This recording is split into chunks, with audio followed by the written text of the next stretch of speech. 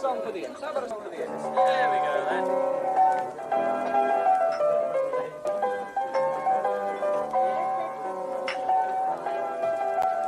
Come on, let's get some of the lads together. Let's have a good idea. Okay, yeah, all right. Come on, fellas. Get around the piano. Let's have a good go. Come on, then. You ready? Come on, you lot. Come on, then.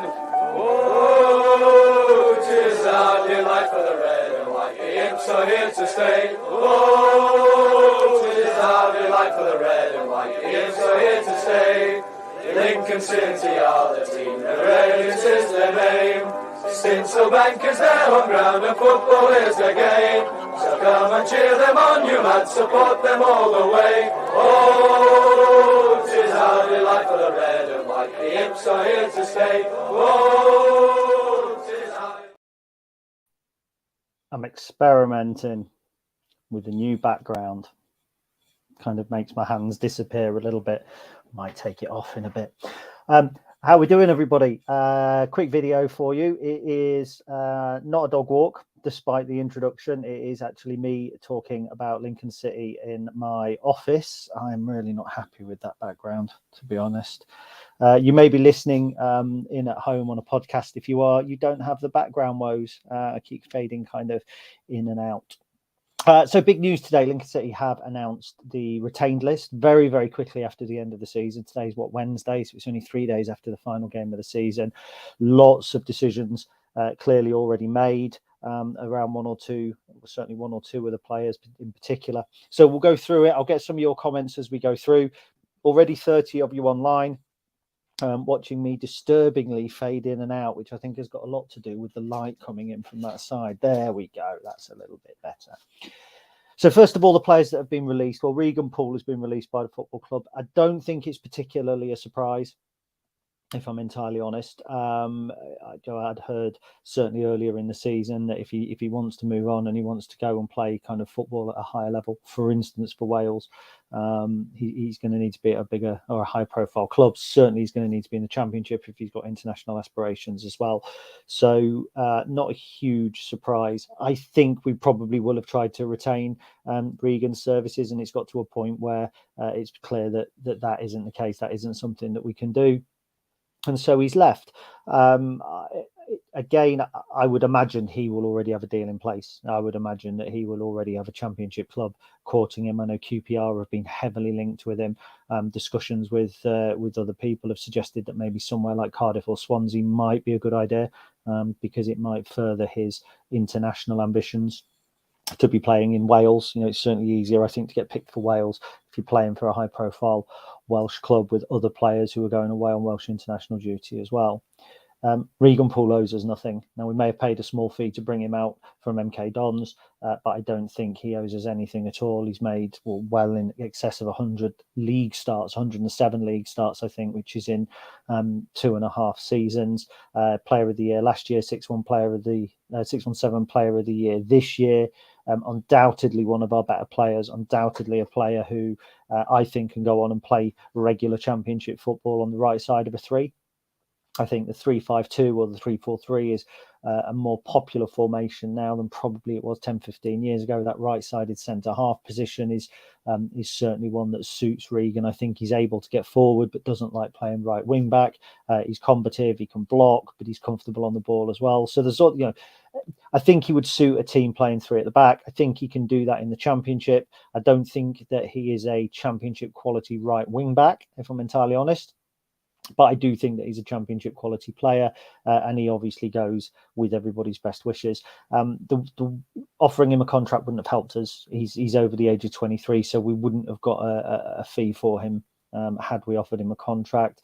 And it's got shades of the Gary Taylor-Fletcher situation. I think when Taylor-Fletcher left Lincoln a couple of years ago, 15 years ago or more now. But again, he was a player that was obviously going to move on, and we simply didn't offer him a new deal with that in mind. So that's Regan Poole gone. Not really a surprise. Another player that it's not a surprise that's left the football club is Joe Walsh. Now I feel desperately for Joe Walsh because I think if you take away the fact he's a footballer for Lincoln City, he's a guy looking to try and earn a living. and he's been hampered in that kind of quest for 3 years. I mean, in 3 years, he's made 39 league starts. That's 13 starts a season, which is what, 25% of the games that he's been eligible for, he's actually been fit and able to start, and that's a really, really poor return. We put our faith in him by offering him a contract towards the end of his first season, which was injury hit. I'm not going to say that faith was misplaced, because it wasn't misplaced in the person. It was misplaced probably in his ability to get fit. And that's not something that you always have a say over yourself, is it? So he's certainly been unlucky, but his return has just not been good enough in terms of getting out on the pitch. Able, competent, left-sided defender. When he plays, arguably you could say one of the better defenders that we've had over the past few years. But you have to offset that about with being fit and being available. And Mark Kennedy has said many, many times in recent weeks, or even over the course of the season, that, you know, if you're not fit and able to train and play 90% of the games, you're no good to the squad. It's probably why Jacob Davenport ended up leaving so quickly, because he wasn't able to play in the games that he was eligible for, or even that he would be picked for. And it's certainly the case with Joe Walsh. Look, Joe's made 39 league starts. He's played in 44 league games, so it's not like he's been coming off the bench when he's been fit with trying to play him. He scored 1 goal in those 39 games. Probably not too bad, actually, for a centre-half, you suppose. 1 in 39, it's not terrible. Sent off this season. I mean, he's never got going this season at all. I think he's played in 12, 13 games. I think he's played twice since the turn of the new year. Against Charlton when we lost 2-1, and then against Plymouth away, I think he played, may have come on, and then he's gone again. And it's just, we can't carry players like that. As when I come on to the rest of the squad, we will be carrying potentially 1 or 2 going into the new season, and I'm sure there'll be some departures. But if there's a player that we can kind of stop carrying, I think that's a wise decision to make. So Joe Walsh going is a shame for Joe. His Lincoln City career never got going. He won't be classed as somebody that was a great signing when he came in, but through no real fault of his own. There will be some surprise about Max Sanders, I'm sure. And as I go through some of your comments already, I have seen some about Sanders. James Hoy, for instance, Sanders should be staying for me. Ben, my podcast co-host, thinks Sanders' future was apparent after MK said he had not been able to give him the football he needed this season. I'm sure I've read that somewhere before. Was that on our WhatsApp chat? I think I've just read that. Connor Pierce says Sanders hasn't had the easiest time at the club. A player in there, hope he fits in well at another League One, League Two club. And Terry Kennedy, Sanders should be in future plans, in my opinion. I've just had an interesting comment as well I'd seen on Twitter. Somebody saying, I hope that we're not going to replace Sanders with Virtue, because it's a downgrade. Now, I find that quite interesting. Look, first and foremost, I'm not surprised Max Sanders is leaving. I would like to have seen him as part of the first team setup. Do I think that he could be part of the first team, the first 11 on a regular basis? Going into the Burton game, potentially so. Max's problem, I think, is that he's wildly inconsistent. He'll have 2 or 3 games where he's outstanding, and he's got man of the match, I think, against Plymouth when we beat them at our place with that stunning goal. Bear in mind, that's the only goal he scored from open play. Okay, he's only started 27 games, but he has played 57 League One games. He's only started 27 league games and played in 57. He scored 1 goal. 1 goal. Penalty. He scored against Bowers and Pitsea, obviously, in the FA Cup. So he scored 2 goals in his entire Lincoln City career. I'm not sure for a midfielder that plays kind of in the box-to-box role, that's enough. 2, 3, maybe you'd like to see a season. Ethan Arahan, it's different. He plays as a 6, but I think if you're playing in that kind of more attacking role, which Sanders has occupied at sometimes, I'd like to see more return. And I don't think that we always saw that. He did change the game when he came on Saturday against Shrewsbury, but I think that was more of a shape change. It's more of the fact that we went to a kind of a 3-5-2, so a 3 in midfield, and I think it afforded him probably a little bit more space and a little bit more time. I think another problem with Max, what I genuinely think set him back here, I think it's the interview he did with The Athletic. And if you haven't read it, there's a link in a Real EFL article that somebody's just published that says that when he signed for Lincoln, he didn't know who Lincoln were. All he cared about was that we wanted to sign him. And when he got on the train, it seemed a long way here. I got a sense that after that interview, things probably started to go a little bit south for him. He came up here, he picked up hamstring injury relatively early doors, I think potentially against Sunderland, I might be wrong. So he picked up a hammy injury. He then struggled to force his way into the playoff team. Then he did the interview with the Athletic, and he just never got going the next season. And I always felt potentially the way that he had portrayed his move to the club in the Athletic as I just needed to get out of Brighton and I took the first move. I'm sure that's not how it meant to come across. But I got the feeling when I went to the club, and I haven't been around the club at all this season, really down the training ground. But when I went last season, kind of spoke to Michael and a few other people, and you just got the impression that perhaps that interview had set him back a little bit. So a couple of other people, Sean, hope you're well, pal. Sanders would struggle to get in the current midfield. Connor says, yeah, Sanders didn't seem to get on well with Appleton either. That stunted his momentum. Kev McCarthy says, Virtue, Arahan and Sanders as a 3 or an interchangeable for me. Just see the way he changed the game on Sunday. But again, I do think he changed the game on Sunday because we went to a 3 in midfield. So it wasn't particularly who came on, but when they came on and what shape we went to. I would have kept Max around as a squad player. Absolutely no doubt at all. But if he was, he was travelling back to Brighton on a regular basis, I think, to see his family, I think he'll move back down south. I think he's somebody that wants to be back closer to home. And this isn't, let's not use this as a Conor McGrandles thing that if he suddenly rocks up at Grimsby or something like that, we thought he wanted to move down south. There's no basis in this other than I suspect that you will see him move to a club operating in and around the London area so that he's much, much closer to home. It wouldn't surprise me if he doesn't turn up somewhere like Leyton Orient, a team that try and play a little bit of football, a little bit closer to home, just come up. I still think he's got a future in League One, if I'm honest. We've seen players like Tom Pett, who we've discarded in the past, who have then come back and played regular League One football. James Wilson has just got promoted to the Championship with Plymouth, playing regular League One football and was discarded by us. One man's trash is another man's treasure. I'm not saying that Max Sanders is trash, but I am saying that I don't think at the moment he fits what Mark Kennedy wants. And look, with this retained list, one thing that we should be absolutely clear about is it's Mark Kennedy's retained list. Last season, players left, players came in. Mark Kennedy was kind of, he was overseeing transfers that were already 80, 90% of the way down the line. They weren't particularly players that he had identified. I think we started to see that more in January with players that kind of fitted the way he wanted to play.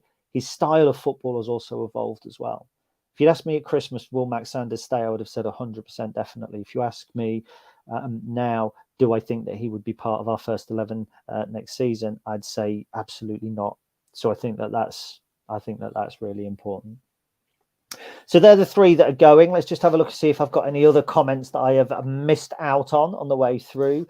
So Dale Warner, average age of next year's squad is currently 22 years, 5 months and 10 days, with the oldest player being 29, the youngest being 17. Have we finally got that youthful team that the club wanted?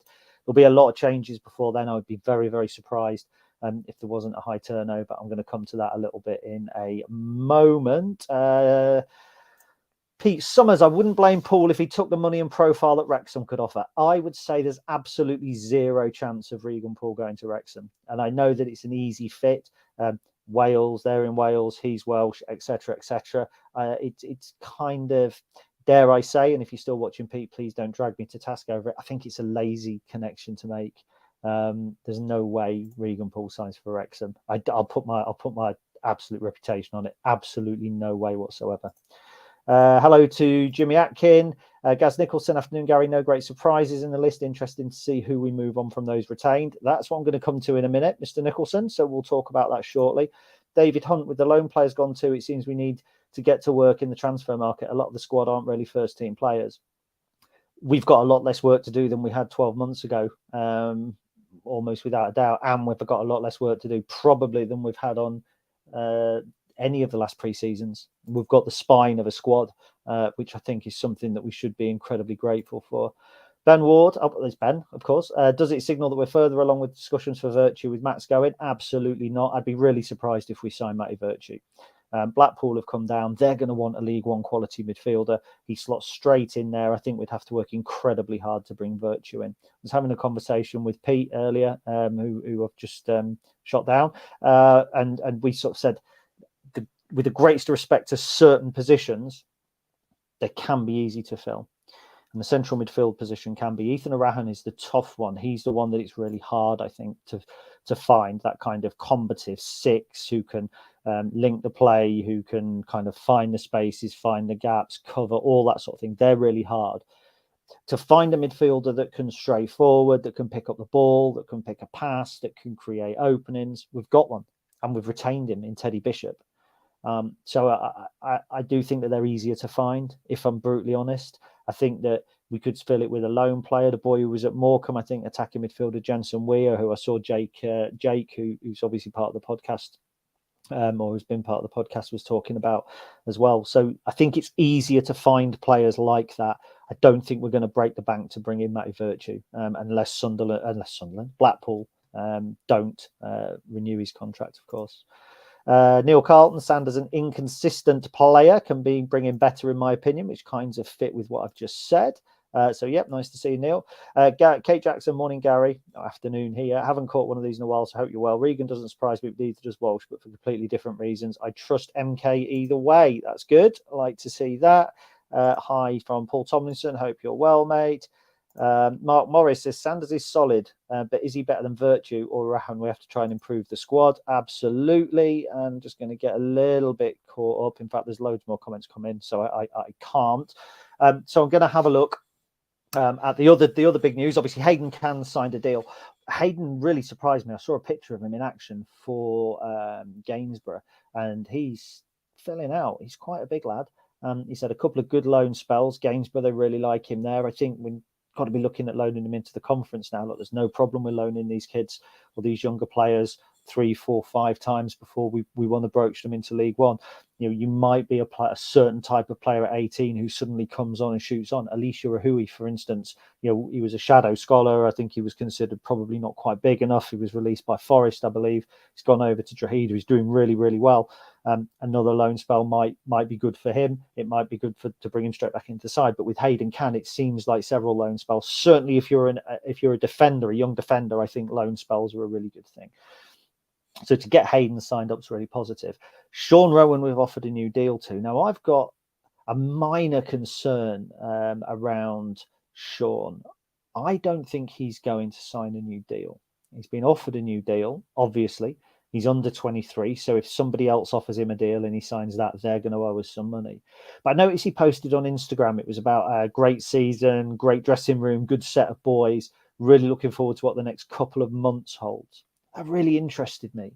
The next couple of months, that's the summer. So for me, that suggested a player who was looking forward to what options might be available to him. I might be reading too much into it, but he's been offered a new deal. That's here. It's in the retained list. I'm looking up at my second screen. We're in discussions with him, but he hasn't penned the deal. Really interested in that. I'd love Sean to stay. I think if you play Sean on the left, Adam Jackson on the right, and Paddy O'Connor through the centre, that's a stable defence. You've then got TJ Aoma to drop into that. You'd probably want to sign one other to cover the departure of Poole, but it wouldn't necessarily have to be a first-team player. I think if Sean doesn't stay, then you've got Aoma, Jackson and O'Connor. As Pete again said earlier in the conversation, he thinks that's a downgrade on what we've had this season. He may be right, so then maybe we have to go into the transfer market for a centre-half. The budget's there with Joe Walsh going. Loan players have all returned to their parent clubs, like Carl Rushworth, not going to come back next season. Luke Plange, greatest respect, wouldn't want back next season. Matty Virtue, I've covered. I really like Midi Shadipo. I think if a deal can be done, he's the sort of player that I think that we need to sign. When he gets on the ball, he does make things happen. He does have efforts every game. He has got assists. You know, in terms of the players that came in January, he's probably certainly the best of the loan players that came in January. Luke Plange, Harry Boys, and Boys, by the way, did very well. He's probably aside from Ethan Arahan, the best player that we brought in January in terms of impact. I really like him. If he's released by QPR, I think he'd be a fantastic signing if we could make the money work. People talk about him not quite fitting in and that sort of thing. But remember, he came in January. You're coming into a team that's already on the move. Case point, Regan Poole signed in January. And for the first couple of months, people weren't overly keen on him. Remember, he gave the penalty away against Hull City and we lost 2-1. And people were being very critical of him at that point, saying, you know, why have we signed him? He's not good enough. We could have done this. We could have done that. And then you get the pre-season and he comes in the next season and he was outstanding. Tom Pett, another one, came in the January, struggled, scored on the final day against Yeovil. Next season, really, really good for us. So actually, Shadipo's come in. I think he's done quite well to get to the point he has now, where he's scored a couple of goals. One of them a goal of the season contender, arguably, which I think was away at Plymouth, if my memory serves me correctly. Scored at Derby. I think he's a decent player. I'd really like to see a signing. Tashan Oakley, no chance whatsoever. I think his loan was a failure. I'd like to see us bring Harry Boyes in permanently. Sheffield United have gone up. He ain't going to play there. Is he going to get a loan into a lower end Championship side? I'm not so sure. Even the teams going up, it's not like there's a team going up who you think he would definitely fit there. You know, Rotherham was mooted to me as a potential destination, but they play the right system. Is he going to go there? Potentially. South Yorkshire, I don't know. I'd like to see Harry Boyes come back. He's shown some flashes. I thought he had a torrid time in the first half against Shrewsbury on Saturday, but then he was a couple of moves in the second half where I thought he was superb. He's another light midi that I'd love to see come in, have a pre-season with us, and he won't, because if it's a loan, they'll keep him there until the last minute. But I'd love to see come in, get into the way, get into the fitness, play the pre-season games without the pressure, and then go from there. I think him and Midi are two that I'd really like to see sign. Now, when you go through the rest of the contract list, it's nice to have so many players under contract, but there are players on there that I suspect may be the subject of bids, or may be the subject of fans wanting them to be moved on. And the obvious one on there is Hakeeb Adelakan. So Hakeeb's in contract for this next season. So he signed a long-term deal, which appears to have been a 3-year deal when he signed. He hasn't been getting into Gillingham's side. Look, this is a player who was playing, or was at a Championship club before he came to us. And now he's not been able to get into a League Two club who were really, really struggling. I think we try and move Hacks on in the summer. I don't know who signs him, if I'm honest. He's going to be on decent whack because he came in as the marquee signing 2 summers ago, so he's going to be on decent money. Okay, if he's willing to take a drop in money to actually to secure himself a move, fair enough. But is he? And if he does, where does he go? I could see Hacks going to a Sutton United, perhaps. Can't see him coming to one of the teams that come up, like a Northampton or a Leyton Orient. Stevenage, maybe. Is he a Steve Evans type player? I'm not sure.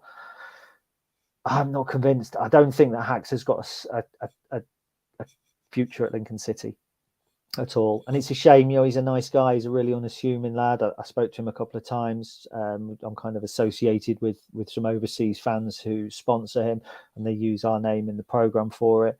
But I just don't see how he fits into this at all. Charles Vernon is a player who I've heard there's lots of speculation around as well. I quite like Charles, but actually he's got in some great positions this season. He's quick. He's able to get past players, but then his end product is really poor. And I think what we'd have to see from Charles is a little bit more in terms of that end product over the summer period. He's often been linked with a move to Grimsby. He's been linked with loan moves to Grimsby. Again, I'm just not sure it's quite worked out for Charles here. I'd love to see him have another season. If he does, I think he's going to be a bit part player. Other players under contract, I mean, I'll go through them. Adam Jackson, Ben House, look, they're senior players. They're going to be involved in the squad.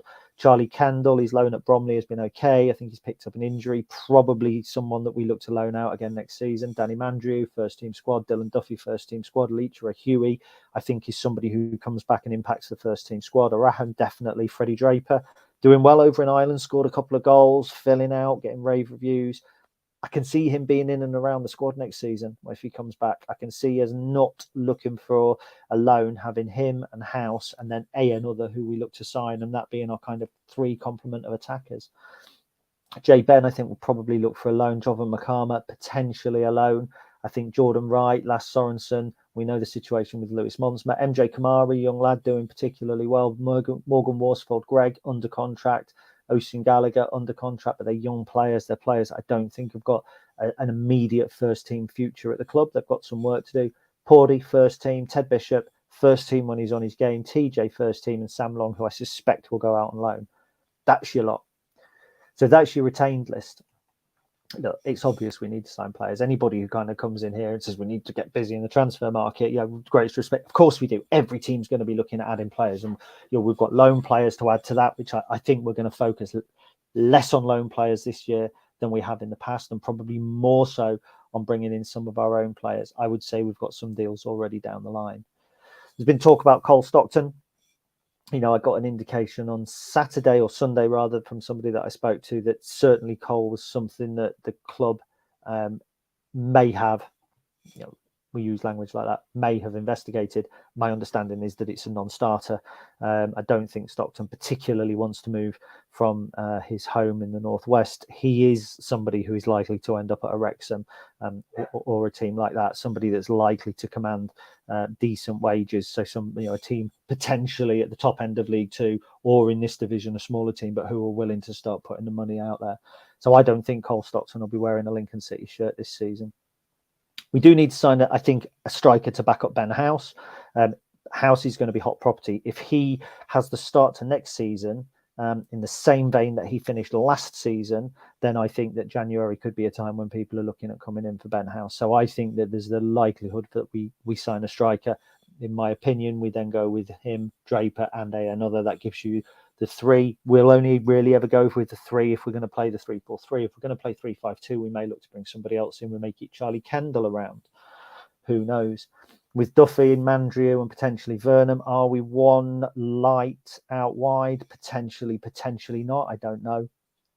We certainly need central midfielders. At the minute, we've got Ethan Arahan, but I don't think I don't think that we're going to bring Virtue back in. Sorry, obviously Sanders has gone, so we're definitely going to be looking at central midfield players. And then obviously at the back, do we need a right wing back? Well, we've got Lasse Sorensen. He's been superb. I think he's played his way into starting right wing back contention. I really do. I think he's been excellent at the end of this season. It looks like his position. And yeah, he misplaces the odd pass. Who doesn't? The fact is, I think technically he's very good. His engine is absolutely phenomenal. And at right wing back, that's what you need. Some of his crosses have been good. He's got on the end, he's popped some goals away. He's probably got a better goals to games ratio in the right wing back position than any other player that we've played there since we've been playing a right wing back. I think that's really telling. That's what you need. You need a player who's going to get up and down the line, who's going to get the odd goal, chip in with the odd assist, and he's done that. For me, Lasse Sorensen's our starting right wing back next season, and therefore we need a starting left wing back.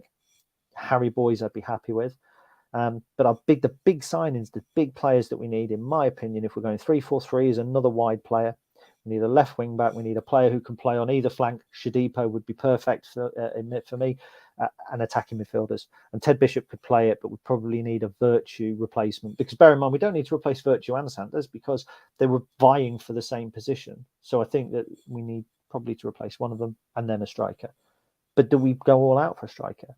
We paid a reported £200,000 for Ethan Arahan. If we go and do that for a striker, how do we then mould Ben House? How do we continue Ben House's development to a point where we want to sell him for 750,000 or £1 million if he goes off, but we also keep a player we've brought in for £200,000 happy? I don't know.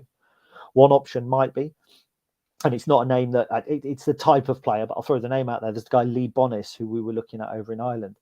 Is it that we'll go and spend a little bit of money on somebody from Ireland like Lee Bonnis, or a player like that who wouldn't maybe expect first team football straight away would he come in, but would be able to, or would have that kind of growth potential as with Dylan Duffy? I don't know. A couple of you have commented on this, but Luke is the one who I would pick. Matty Taylor, released from Oxford. Would he be the kind of striker we're looking at? Not sure. I hate Matty Taylor, so he'd be brilliant for us, because if I really dislike a striker, he's going to be good for you. Danny Hilton, despised him, would have been a great striker for us. Would never have forgiven him, by the way, for 2011. But would have been a great striker for us. Is Matty Taylor the sort of player we want to sign? That would depend. Is he happy on spending 70% of his time on the bench? Because that's what he's going to need to do. Because if we're playing 3-4-3, we're playing one central striker. If we're playing one central striker, it's Ben House. It's that simple. Surprisingly, nobody in here talked about Tyler Walker, out of contract at Coventry, likely to be released. Probably the type of player that maybe you can play out wide as well. So if you play in the 3-4-3, he can tuck in. I mean, we've played Ted Bishop out there. We've played Shodipo, we've played Mandrew, we've played Duffy. Well, remember when we used to play Ben Tomlinson on the wing, or when we used to play the likes of, or tight in that three? Walker would be a potential. If he's free, if the wage is fit, I think he's more likely than Matty Taylor. You sign Matty Taylor on a 2-year deal. At the end of his 2-year deal, Matty Taylor's gone and you get nothing for it, as we just had with Regan Poole. Fair enough. You sign Tyler Walker on a 2-year deal. He comes in, he scores 15 goals for you. Somebody will still go, let's buy 500,000 for him. Let's take a chance on him. There's an ever so slight potential there. And I know that that's going to excite Cornell, obviously, by saying that. But that's the type of striker I could see us going for. I think either it's somebody who's relatively unproven, who we're going to pluck from the National League, like we did with Ben House, or we're going to pluck from Ireland, like we did with Dylan Duffy, like we did with Danny Mandrew, or it will be a name who there is potential resale value from. It'll be somebody released from a championship club, but we are not going to go out and pay £6,000, £7,000, £8,000 on a Jaden Stockley a week, on a Jaden Stockley, or on a Jack Marriott. Ain't going to happen. Ain't going to happen. We've gone to see what we can do with Cole Stockton, in my opinion, because we thought a little bit of experience up there, somebody who's strong, a focal point, will hold the ball up well, scores a few goals. Not had a great season this season, by the way, until the last couple of weeks. And then he's probably come back with, well, I want £6,000 a week. Well, there you go. Go and play for somebody that'll pay you £6,000 a week then, pal. Right, let's have a look at some of your comments. Would you like Harry Boyes if he became available? Absolutely. And Sean says Boyes would be great to get back. He would indeed. Mark Morris says, I like Shadipo. He's been pretty solid, had some quiet games, but works hard. He'd get a job done. There's a certain anti-Shadipo feeling, people that sit around me. And Gav, I don't know if Gav's on, no, Gav Hughes doesn't like him, said that he thought he was really lazy at Derby. I thought he worked really hard at Derby. I think all Shadipo needs is a bit of consistency, if anything. And I think a pre-season here, if he was settled, he knew he was wanted. There's a player in Midish Shadipo. There's a top-end League One player in Midish Shadipo. Definitely a player that I would sign. Kate Jackson, brilliant shout. Hakeeb could potentially fit in at Milton Keynes. I like the way you say Milton Keynes as well, not MK Dons, because they're not the Dons. They're Milton Keynes. Yeah, he could. Fingers crossed. And that's not disrespect to Hacks. He ain't got a future at Lincoln City. That's clear. You can't go to Gillingham and not play there. So, fair play. Harry Boyes needs game time to see full potential, not a bit part player. I think he got that, Neil, didn't he, towards the end of the season, but he didn't get it for a long while. And again, Pete mentioned something to me on the phone earlier. He thought it was telling that Sean Rowan, when he got fit, didn't get back into the side. And I think that leans more towards the contract negotiations, potentially with Sean, and us thinking, well, we maybe need to look for next season. I might be being unfair on Sean there. I might be being unfair. Mark Morris says, Boyes nowhere near good enough for the Championship. League One player all day long. He'll be on the radar with other left backs. If Rowan does sign, I think Kennedy sees him as left of the three. If Rowan signs, I agree with you absolutely 100%. I think Rowan, O'Connor and Jackson isn't a massive downgrade on Poole, Poole, O'Connor and Jackson. It is a little bit. I'm not putting Regan Poole and Sean Rowan together, but I think that that's still a top half League One back three, and I think that that's sufficient. And then Lass on one flank and a new left back on the other. So yeah, absolutely. I'd like to see Sean sign, by the way. I'd love to. I think he's a cracking little player. I think he's getting better and better. So that'll be interesting. Connor Pearce says would like to see who he is as a cup player next season. A few late sub appearances in the league. Yes, it's going to be all about getting the minutes into him, but in playing in Ireland over the summer is going to help him. Neil says experienced keeper in for backup for Wright, in my opinion. Not for me. Young player to come in and play first team, Wright as backup. I saw a story, I think, linking us with the guy that's been at Swindon, Solbrin. Look, Carl Rushworth was in and around the Player of the Year. Josh Griffiths last season, you lot voted him, I think, Lone Player of the Year, Young Player of the Year. Alex Palmer was in and around it. It's low risk. It's low risk to bring a reserve keeper in from higher up and a young keeper, and they're getting better and better. I think the model of having a young keeper in on loan has paid dividends. I don't think that we've suffered from it at all. Josh Griffiths probably the weakest of the three that we've had. Still a very, very good goalkeeper. So for me, keep loaning them in. Keep loaning them in. Mark Morris says he's heard whispers of Stockton too on showing when they visited here would be the type of player we should look at. Yes, but I think money wise, again, my understanding is that it's probably a bit of a non-starter. And Mark also says he agrees Sorensen at right wing back, which, yeah, I think I'm happy with that. Neil says sooner buy a tried and tested League One player than an untried Irish lad. The Irish League ain't a brilliant standard from what I've seen. Yeah, so who would we buy though? And what is proven? Cole Stockton was proven 2 seasons ago when he scored 20-odd goals in 40-odd appearances. But this season, actually, if you look at it, I don't think he scored very many at all until he got 6 in his last 5 games or something like that. I'm not sure proven is possible in League One. And if it is, you're paying 6, 7, 8 grand a week, as in Stockley and Marriott. And we ain't going to do that because we don't need that, because we don't need the headline striker, because we've got him in Ben House. And when you look at, and I know those who hate XG will hate what I'm about to say, but when you look at the XG stats, actually Ben House has outperformed his XG stats, which suggests to me create more chances for Ben House. Here's a killer. He scores more goals. And again, in conversation with Pete earlier, he said to me, Ben House isn't a 20-goal a season man. He scored 30 in the league. He scored 13 in the league this season for a start. If you put him on penalties, that's 19 or 20. And actually, if you look at the numbers, and I haven't got them in front of me, and I haven't got a web page open to check, very, very few players are actually a 20-goal a season, striker. In fact, if I League One leading scorers, let's have a quick look and see how many 20-goal season strikers there are in this division. There are 5: Alfie May, Colby Bishop, David McGoldrick, Johnson Clark Harris, and Connor Chaplin. That's it. 5 20-goal a season strikers. There are 24 teams. You don't need to be a 20-goal a season striker, certainly not in the league.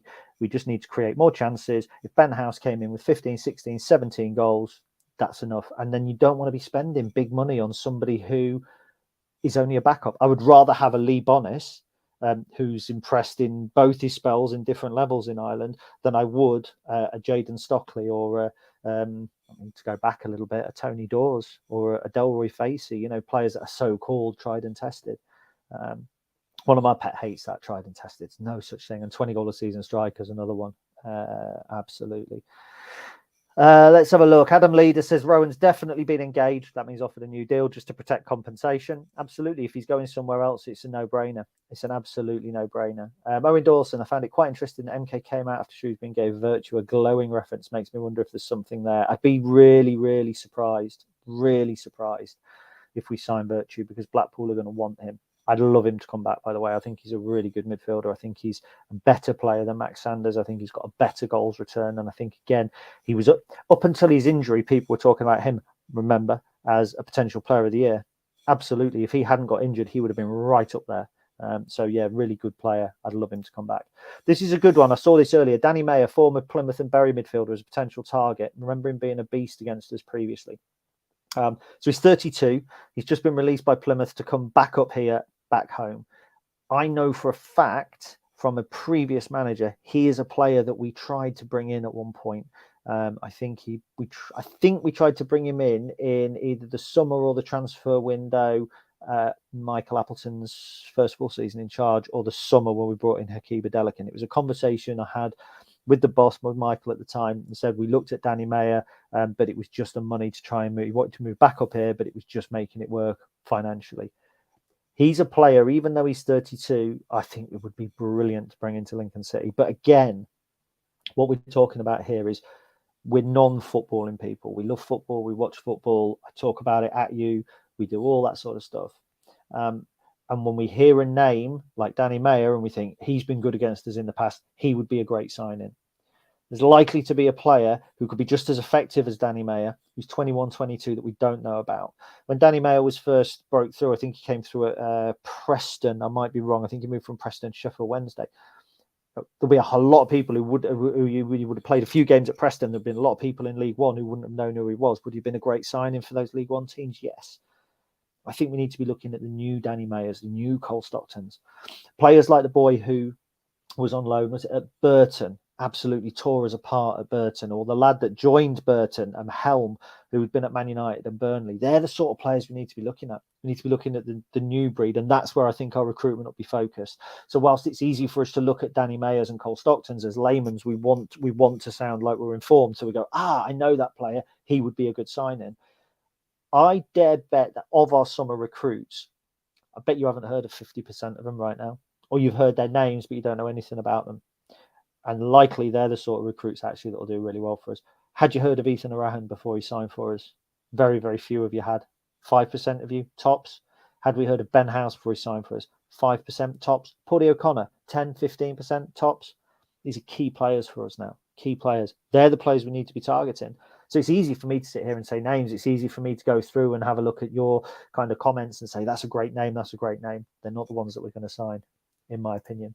And Richard Cross sums it up. Recruitment has probably been around 60% good, so I definitely think that will continue or improve on that. So I trust Jez and the team absolutely 100%. 100%. Regan, hello pal, hope you're well. Can you see TJ working his way back into a starter or really look for first team football elsewhere? I could see, TJ, I did say TJ. I could see TJ working his way back to being a starter. I like him on the right side of the three. And I think before he got injured, he'd had a really good run there. And then he got injured, which meant Regan Poole had to come in to play right sided. Last went at right wing back. And actually, that worked really well for us. And because of that, TJ couldn't get back in the side. I actually think TJ's an excellent defender. Excellent defender. He's had a really rough time since he signed. He's had 2 tough years for us in terms of injuries and being kind of out of form and that sort of thing.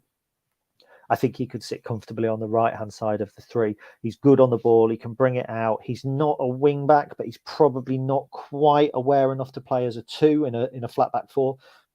But I think in a 3, he is on the right side, what Sean Rowan has been on the left side. And so then if you, again, I said this earlier in a conversation, I don't think TJ at right-sided centre-half, Jackson at left-sided centre-half, or Pordy at left-sided centre-half, and Jackson or Pordy in the centre, I don't think that's a huge downgrade on where we are now. A little bit, yes, but is it still League One, top-end League One quality? I think so. I do. TJ was having a really good run. He's played a surprising amount of games in that right kind of central defense, right defense role. I think he's custom made for it, and I think it's also a role that younger defenders are better at because they come from these academies. These academies tend to play the 3 at the back. They tend to like their defenders to get on the ball. They like their defenders to be able to carry the ball out. TJ's got a future at this club, in my opinion. And Neil says experience, not proven. I know it's not pedantic. I do think that bringing some experience into the side is not a bad thing. I think if we genuinely did go and speak to Cole Stockton, which I understand we did, then perhaps that's what we're looking to do. Perhaps we are looking to bring a little bit of experience in wherever we can. So I'm certainly not going to argue anything about that. And Mark says, I don't agree with the attitude about avoiding Ireland. Duffy has looked a quality talent. Can see him being a regular sooner rather than later. He's actually been one of the understated surprises. I think since January, Ethan Arahan's come in and been superb. Last switching over to right wing back has raised eyebrows. Everyone's looked at him and gone, he's done really well. Duffy in the last couple of games actually has come in and done really well for a young lad. He's shown nice touches, bit of naivety here and there, but he's also shown the ability to take people on. He's had a couple of decent efforts. I think Duffy's one who, when he signed, I thought he might go out on loan. I think he's one now who's a member of the first team squad. Imps TV, great badge, by the way, that. Do you think Danny Mandrew could be a player with 13 to 15 goals and assists all day long? Absolutely, 100%. And again, he's another that I think that we need to see, have the pre-season, because bear in mind, he played in Ireland, but then he came injured. He struggled to get himself back fit. He came in, he dropped out. I think Danny Mandrew is I think he's a hell of a player. I think he's a player. He's a footballer. And I always say this, my dad has a very strict definition of footballer. And Danny Mandrew is a player who can control the ball. He's got great feet. He has got an eye for goal. He's got an eye for the unexpected. He can be a little bit petulant at times. He can drift sometimes if things aren't going his way. That's what we need to work out of him. Danny Mandrew's got championship quality written all over him. No doubt at all. Neil Carlton's still insisting on reeling out names that he knows are going to rile me. Mo Isa got released. There's a reason for that. He got released from a team that got relegated. If you have a Mo Isa in your team, you need a very, very good 10 other players, not number 10, because Mo Isa will prowl around the box and put the ball in the back of the net, and that's it. Sunderland, they made a great fist of it with Charlie White. That's what Charlie White did. Stick the ball in the area or put it in the net. Do anything else he won't. That's Mo Isa. For me, he's not the sort of player that fits into what we're trying to do at all. 3 years ago, now, no. John Leonard, although he's had injury problems, TJ has done well when he's played. If we keep Sean, that's 4 quality centre-backs we have next season, and hopefully Monsma back. Absolutely, yeah, I'd agree with that 100%. And I agree with Sophie as well. Pordy O'Connor is captain material. We are really, really lucky. Really, really lucky with the defenders that we have. And when we talk about players not being heard of, by the way, nobody had heard of Monsma. Nobody had heard of Ethan Arahan. I think there we go. It's, they're the sort of players that we're going to sign. Not, from the Dutch second division or from St Mirren or wherever, but they're the sort of player that we'll sign. We'll sign players, everyone will go to Wikipedia, they'll be underwhelmed, and then 6 months in, they'll be like, well, where's he come from? Adam Leader. Is it a concern the amount of players we lose for nothing, Gary, or are they more valuable to us playing out their contract rather than cashing in at 12 months? Thinking Grant, Poole, etc. would fetch very good money with 12 months left on their deals. Let me put that question back to you, Adam. How would you have reacted if we'd sold Poole or Grant in the summers before? I mean, Grant, for a start, we got a fee for, remember, and we got a sell-on fee as well. So actually, Grant probably doesn't fall into that. Conor McGrandles does, but Grant didn't go for free. As I understand it, we got a half-decent sum for him and a minor sell-on fee when he moved to Hearts. McGrandles does, Poole does, but had we sold Poole last summer, bear in mind the position that we were in as a football club, there would have been uproar. I take your point on board, but at the moment, no, it isn't, because we offset that with cash sales, Cohen Bramall, Teo Eden, Anthony Scully. I think there's enough cash sales. Not every transfer, and you'll know this, so I'm just preaching to the converted, but not every transfer works out for a start. And then when you bring a player in who does well, not every player that you bring in does well is either wanted by clubs or clubs will pay for, they'll wait for the contract to run down. It's always going to happen.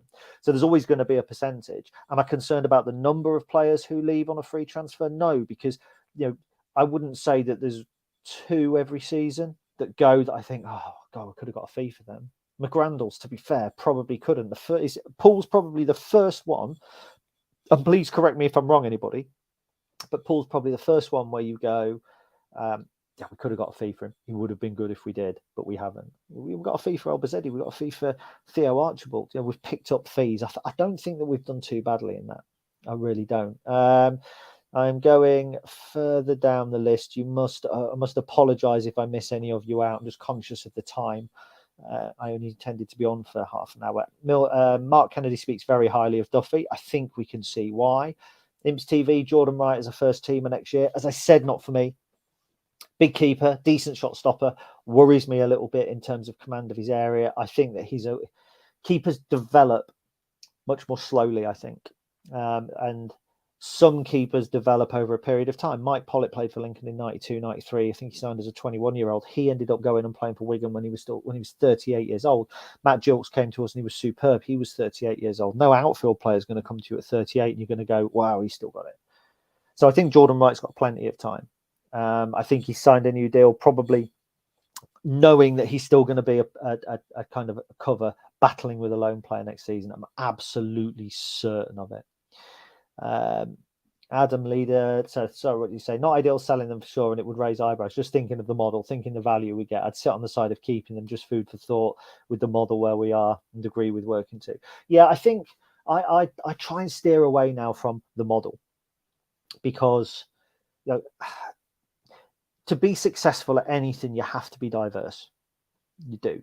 Take what I do or what we do at the Stacey West. So we've got written content, we've got this video content, we've got the podcast, we've got all sorts of different things that we do, and it appeals to different people in different ways, and that creates the whole. And I think a football club is very much the same, and a transfer policy is very much the same.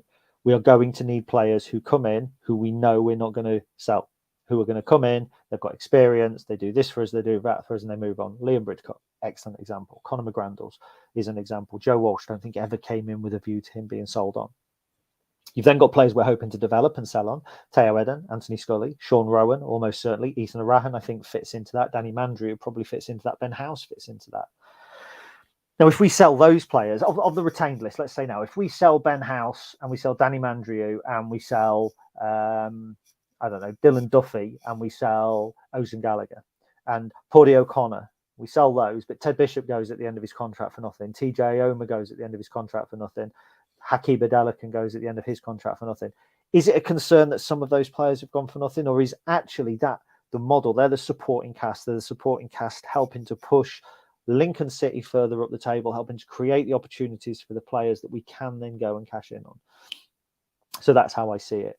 It's disappointing because Regan Poole is a defender who is worth decent money. If he was in contract for another 2 years and the championship he's going to sign for wanted to buy him, 250,000. It's probably the length of it, given how the market is, given the amount of money that's not in the Championship, the amount of clubs, the number of clubs that are in difficulty. It's probably a realistic figure for him. If Sean Rowan chooses not to sign for us and he chooses to sign for Southampton, the tribunal are going to award us between 400,000-500,000 tops. That's good money. But that's the reality. Regan Poole was probably worth £250,000 or more. Would have been lovely to have had that. But would we have even had our League One status had we sold him? I'm not so sure. I absolutely take it on board. I think Regan Poole is probably the one that you go, we could have got money for him. I don't really think there's anybody else in and around the team or who was left who I feel that we could have got better money for. Maybe I'm wrong. So let's have a look. Finally, I'm going to speed it up because I've been on a little bit longer nearly than a full podcast now.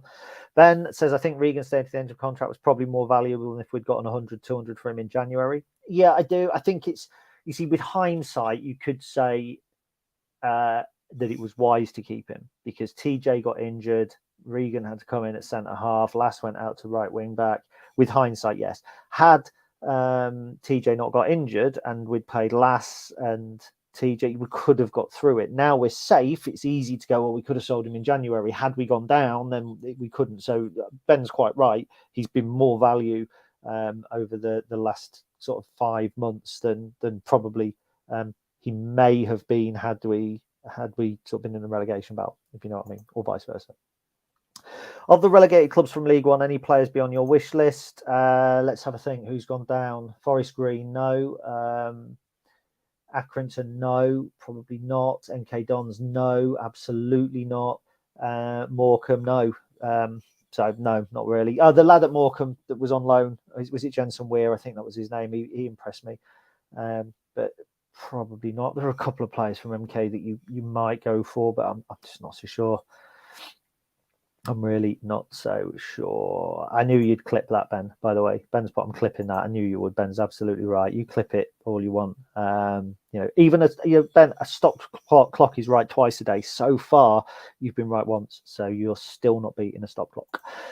Richard, I always remember what you said about Peterborough and McAntony. Buy players that are going to be valuable during their contract period, like strikers, and loan players are not so valuable, like keepers and maybe DMs or wingers. Yeah, Darren McAntony, I think, said that they don't loan in strikers because we're not going to add value to another club's player, and strikers are where the value really comes in.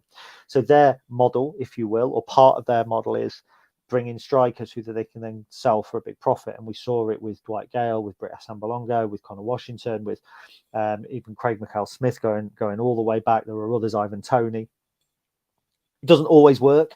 They brought in a couple of strikers. I can't think of the lad's name now. Barnett, he was a boxer as well. I'm thinking Stevens, but I'm sure it's not him. Ben Stevens, possibly. Anyway, it doesn't always work, but they very, very rarely loan strikers. What they're trying to do now is they brought Johnson Clark-Harris and they're trying to keep him because now they realise that they want to push on as well as make the money. But they always try and bring in the players, the attacking players, who are kind of likely to accrue value quicker, and they'll loan in areas potentially that perhaps don't accrue value quite as much, and that's in defence. That's players who play centrally. It's the workers, the hard workers, like Ethan Aram. Ethan's a great player, and he's going to be a really good player for us, and he could make us a lot of money. But if somebody with Ethan's potential and performance levels came in as a striker or a winger and had 10, 15, 20 goals and assists at the age of 21 years old, people are going to pay more money for that than they are the workhorse, than they are the kind of the heartbeat of the team. So I think that's really, really interesting to think about when we're signing loan players next season. It's why I don't mind us signing players who play left wing back, who play in goal and that sort of thing. I love to see the Brennan Johnsons and the Morgan Rogers come here, but what happens? They go, and although they've been brilliant, and it's been brilliant to have them, there's no lasting legacy, aside from the fact that we might be able to convince other players to come and join us, because look what we did for these players. We don't have a loan player this season. Right now, look at the retained list. We don't have a loan player who I think, oh, God, it's absolutely imperative that we replace them. We're never going to be able to replace them. Matty Virtue is replaceable. Carl Rushworth is replaceable. Midi Shadipo, replaceable. These are players who you think we could go out and sign somebody tomorrow from a League One or Premier League club on loan, and they're going to be of a similar quality. Morgan Rogers and Brandon Johnson, that wasn't the case. Even arguably last season, Brook Norton-Cuffy, you're not going to bring a player like him back in. I think it's a good position for us to be in. 54 minutes. I didn't expect to talk that long. I really appreciate all of your interaction. It's been fantastic. We peaked at 120 people watching me, watching us, because it's a group thing. I will put this out as a podcast on TalkSport. My apologies to Ben, because it kind of encroaches over a conversation we might have had on the podcast. But to be fair, we're also going to do an end of season special, and there's a lot to try and cram in. So hopefully this kind of Q&A is of value to you all. Nothing really more to say. I'm not expecting any movements on signings. It's early May. Contracts wouldn't be until June anyway, so I really don't think that we've got an awful lot to think about there. It's probably going to be a good time to take a bit of a break. 2 bits of business that I will just cover. First of all, we've got a really interesting guest on the podcast. Ben's doing the interview tomorrow. Don't worry, it won't be that bad. I've seen his questions. He's a manager with 1,500 games, I think, under his belt, with tenuous Lincoln City connections, but never managed Lincoln, has managed against Lincoln. We've got him for 20 minutes. We're going to be doing a giveaway for a live show he's doing as well. That will, I think, be going out as a special. Ben will confirm that, but I believe that will be going out as a short special on the podcast as well. So keep an eye out for that when it drops. The other thing is Neil Matthews. I just wanted to say a couple of words about that. I am planning on doing an article on Neil Matthews. I've got photos all planned. I've got all my notes made here. You see all those ready for my article. And then the retain list happened. So that kind of scuppered my article. And what we're on now, 5:15, so it ain't going to get done tonight now. But Neil Matthews obviously passed away at a young age this week through cancer. Really tragic. Great player for us, if I remember correctly. Had a decent goals to games ratio for us as well. We signed him for £20,000 from Stockport. I think he came on loan in 1992, and then we signed him in February 1993. And I think he finished as top scorer in his first season. We'd had him on loan as well, but I think he got about 11 goals, I think, in that season. Player that I really liked, centre forward, was with us for 3 years. Injury hit, I think, in his final season as well. Lived in Rugby for a short while. Got me tickets for the cup game where Magic Johnson scored and we beat Crystal Palace 1-0. I had tickets. I remember sitting with a girl called Michelle Lohman, who's now Michelle Fawcett, I believe. And I took her to the game and we sat in the Serenity stand and watched that, thanks to Neil Matthews. I was terrified of him because he was a footballer. And then he came and did a presentation. He gave me a Clubman of the Year, which, as we've said, is an award for the person who's shit at football, but turns up every week and puts the cones out. So I won that. Neil Matthews gave me it. It was one of the proudest moments of my life at the time, but looking back now, I might have looked a bit of a mug. And of course, one other thing to push, Matt Hawke correctly says, get yourself down to the LNER Sunday for a rugby game. So the LNER Stadium, that's Sincilbank to you and me, is hosting a cup final. I think it's the Jock Mitchell Cup final, which is rugby versus Bootham. Chris Lamming, Chris, who's on the podcast, is the manager of rugby. I think it's £7 to get in, which is worth it. It's worth it. It's a top Sunday League game. I'm absolutely convinced of that. I'll be there. Hopefully there's going to be a good contingent from rugby. We need to get the chants going. If Bootham go 1-0 up, I want to hear a resounding rendition of Lambing Out. And if they win, obviously we're all rugby. So get yourself down to that. I think it's I'm going to ignore that, Neil. I thought we were friends.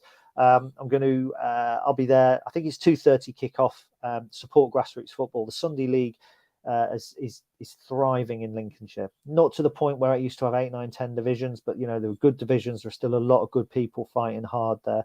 We weren't helped this Sunday by Lincoln's game being moved to the Sunday, but get yourself down there. Obviously Dave Phillips won't be there. His pal's getting married. I assume that's Ash, so best of luck if it is to Ash. Absolutely top man. Obviously you guys won't be there. I can keep you informed on the phone though. If you let me know, I can send you updates. I actually got an update for Lincoln Walsall on the phone while I was stood at the lectern delivering a chat, one of those reading things that you do at a wedding. Leif Reckington scored and we drew 2-2. So happy days. Right, thank you very much for that. I'm going to have to go. Fee's due home in about half an hour and I've still got to get dinner on. So I appreciate it. That's the retained list. I think it will be the last major talking point for a couple of weeks. I'll always get your comments, anything on Facebook, anything on social media. Please share this video, like and subscribe to the YouTube channel, all of the other stuff that really doesn't matter. The one thing that does matter and always matters is this: up the Imps.